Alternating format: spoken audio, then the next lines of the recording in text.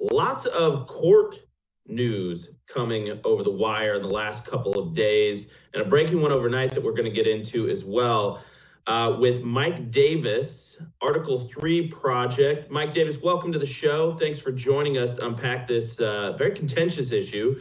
It's involving the Supreme Court this time, so I want to make sure we get our facts 100% straight here, Mike.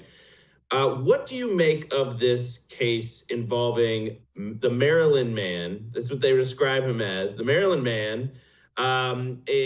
His name is, I keep forgetting, so I got to check my notes, Kilmar Abrego Garcia. So the press would have you believe, Mike, that since he's been deported to El Salvador at one of the prisons there, that the Supreme Court is demanding that he is returned. Is that true, Mike Davis?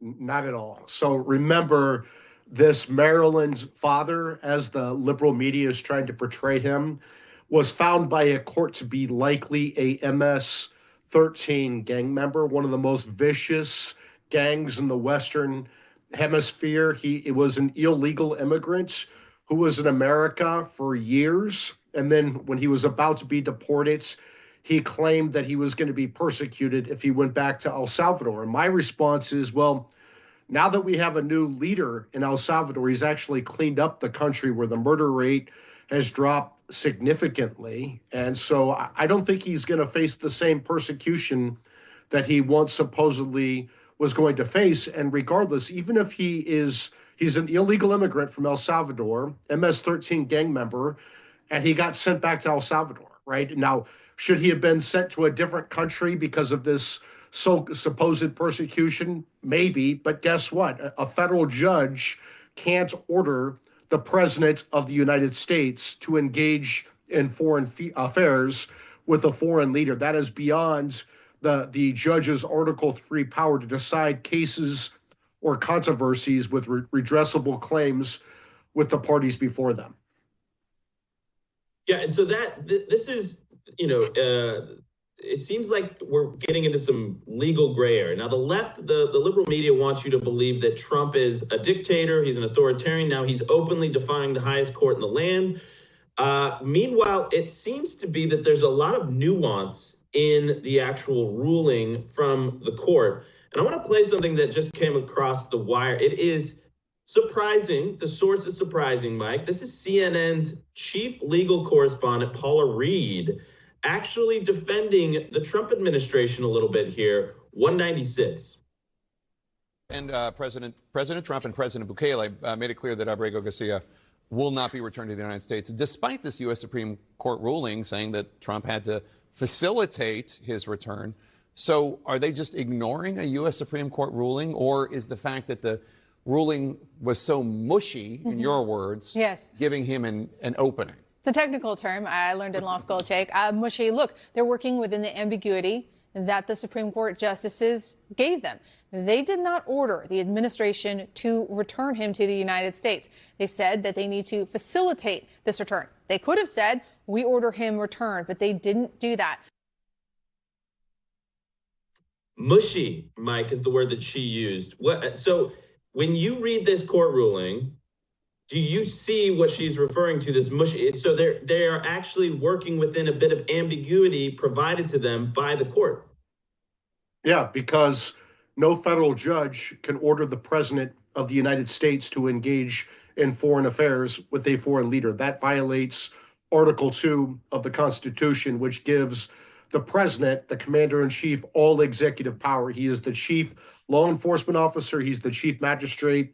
He is the head of our foreign affairs. And judges cannot order the president to negotiate. What was when the El Salvadorian president was in the Oval Office, was a judge going to go in there and mediate the negotiation of this El Salvadorian MS-13 gangbanger who got sent home? I don't think that's going to work. Well, Mike, I love this moment from the White House, and I have the clip, so I want to play it. But you have, President Trump. He's surrounded by his cabinet officials. You've got Stephen Miller just spitting facts, by the way. And I mean, he just went, I have that clip, too, which we should probably play. But then they asked, I think it was Caitlin Collins, asks Bukele directly, like, what are you going to do in this? And he just sits there, you can see the smirk on his face going like, I'm not going to tell America to take back a terrorist that's already in our country. Play cut 201. Both of them suggesting that I smuggle a terrorist into the United States, right? How can I return him to the United States? Like, I smuggle him into the United States, or what do I do? Of course, I'm not going to do it. It's like, the question is preposterous. How can I smuggle a terrorist into the United States? I don't have the power to return him to the United States. I just love this moment because it's like world leaders that are actually running successful countries understand where the court's jurisdiction begins and ends, and they're sitting here laughing at it. Your take on that moment and the importance of that interaction, Mike Davis, and we have another court case to get to, but your take on that moment. That's the point to these activist judges, these Democrat activist judges. Remember, President Trump campaigned on the facts that he's going to secure our border and he's going to get these illegal immigrants the hell out of our country, particularly MS-13 gangbangers and Tren de Aragua foreign terrorists. And he's doing exactly what he promised American voters he's going to do. And he's doing it very fast. These judges think that they're going to stop the president of the United States. They're going to turn around planes full of terrorists. They're going to order the president to negotiate with a foreign leader to bring back terrorists and MS-13 gangbangers. It's not going to happen. And this is the problem with these activist judges, is they are lighting their legitimacy on fire with the American people. They look silly. These are like 90-10 issues. They are clearly over their skis. And if they want to keep fighting the president on this, what's going to happen is the president is just going to ignore these lawless and dangerous orders. And then are these activist judges going to send their Green Beret law clerks to go get this MS-13 gangbanger out of the El Salvadorian prison? They don't have an army to enforce their order. They need to rely on the executive branch. And if they lose their legitimacy in the judiciary, the executive branch is not going to do their bidding. Well, and Mike, I want to pause there, but then for one second, what you brought up here is pretty critical. And this is, if I'm playing devil's advocate, the constitutional crisis area, right? The left loves to use that framing. But if there is no authority highest authority in the land, I mean, are we saying that, are we advocating now for Trump to defy federal courts, but not the Supreme Court? Where's the line? I mean, is it if they make a ruling on foreign policy or immigration topics or cases that there is grounds to defy those? Where is the red line here? Because we are flirting with a potentially problematic precedent. Look, the federal judiciary, these judges have a modest but crucial role. It's to decide cases or controversies of the parties before them with redressable claims. Nothing more, nothing less. It's really important. If we didn't have a judiciary, we would end up in tribalism. We need to have a forum to resolve our disputes. But these judges wear robes, not capes. It's not their job to fly around the world and right every perceived wrong. They have limited authority. And when you're dealing with the president's national security, his commander-in-chief power, his running military operations or deporting foreign terrorists, the judges need to tread very carefully, because when they overstep, the commander-in-chief has a constitutional duty to ignore clearly lawless orders that put our national security in danger. And that's what happened. I've never called for this before, but I did this with Boasberg. I will pick it up after the break. Mike Davis, the Article 3 Project. Don't go anywhere. We have a whole other court case to do. All right. Welcome back to Charlie Kirk Show, the Bitcoin.com mobile studios. Mike Davis, the Article 3 Project. Everybody check that out and support his important work. We had another breaking news story, Mike. Judge Indira Talwani, I believe we have a picture of her, actually, if we want to scare folks at home. She just blocked Trump from deporting over 500,000 migrants flown in under Joe Biden's illegal CHNV order. Now, Mike, the way that I'm reading this is that the ruling, and she's in Boston, Obama-appointed judge, of course. She thinks that all of these 500,000 migrants deserve a court hearing, which basically means it would take, I don't know, 50 to 70 years to process them all, to get them to go back to their own countries. What is the story here? Can you make heads or tails of it for us? Yeah, so President Joe Biden illegally mass paroled millions of people, including these 500,000 illegal immigrants, essentially from Cuba, Haiti, Nicaragua, and Venezuela. And President Trump, by executive order, essentially gave them 2 years of amnesty, this parole for 2 years.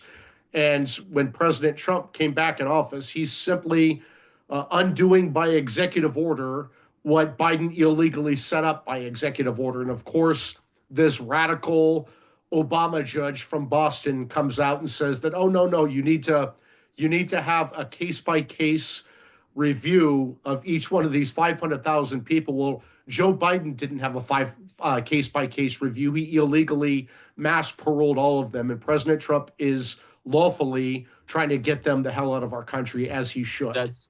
Mike, that's such a good point. So what the Democrats want you to believe is sane and normal and legal is just mass paroling hundreds of thousands and, as you said, millions of migrants into this country. No vetting, no case by case, just a rubber stamp.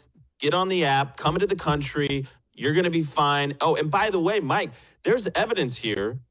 The administration's own data shows that 72% of these CHNV, that's Cuba, Haiti, Nicaragua, and Venezuela entrants, accessed welfare within the programs within the first 6 months of arriving. 72% of these people. So there's no due process getting them in, just pure invasion. And we saw this play out in places like Springfield, Ohio. There was a lot of illicit I believe, criminal activity, busing these people to these small towns, putting them to work at basically slave labor wages and disenfranchising American workers. So there's no due process, but now they want due process to get them out. So what happens here with this ridiculous ruling? The Trump administration is rightly calling this a farce and more judicial tyranny. What happens now? Walk us through the next steps in the legal process to get this unscrewed. I think what Trump has to do is give them all MAGA hats. And then if he makes them wear MAGA hats, the liberal judges will get them the hell out of our country as quickly as they can. I mean, this is absurd how this judge is ruling. You let 500,000 illegal immigrants come into our country illegally through mass parole. The mass parole is illegal. These illegal immigrants are committing a crime by being here. They need to get the hell out of our country. President Trump campaigned on this. I used to be a lot more soft on immigration than I am now, but after 15 million illegal immigrants flooded our country, overwhelmed our communities, overwhelmed our social services, rampant crime, I have zero patience for illegal immigrants. Get the hell out of our country. You guys are criminals. I couldn't agree more. Mike, and I think everybody in the country feels the same way. I feel like everybody, I mean, if you go in your mind's eye, go back to early 2000s or the 90s, and the posture that most Americans had towards immigration, it was mostly like, hey, we're a welcoming country, we're a generous country, and that generosity has been completely run over. It's been taken advantage of. It's been gamed by these NGOs, by these radical leftists. Foreign money has flowed into this space, and we've seen the degradation of our communities, the dissolution of our cultural cohesion, crime rates through the roof. I mean, I completely agree with you. I think it's a large reason Trump won. I think he's 100% right for doubling and tripling down on this and holding the line. I thank God every day that we have people with real courage in this administration that are willing to fight this fight, and they're not being cowed by these Maryland father headlines and the like. Mike Davis, 30 seconds. Tell us about the Article 3 project. How can people get behind you before we go to break? I appreciate that, Andrew. It's article3project.org. You can donate there. Follow us on social media. The most important thing your audience could do is take action. Right now, we're trying to hold the federal judiciary accountable. We want to impeach Judge Jeb Boasberg in D.C. for sabotaging an ongoing military operation to get the most dangerous terrorist out of America is to go to article3project.org.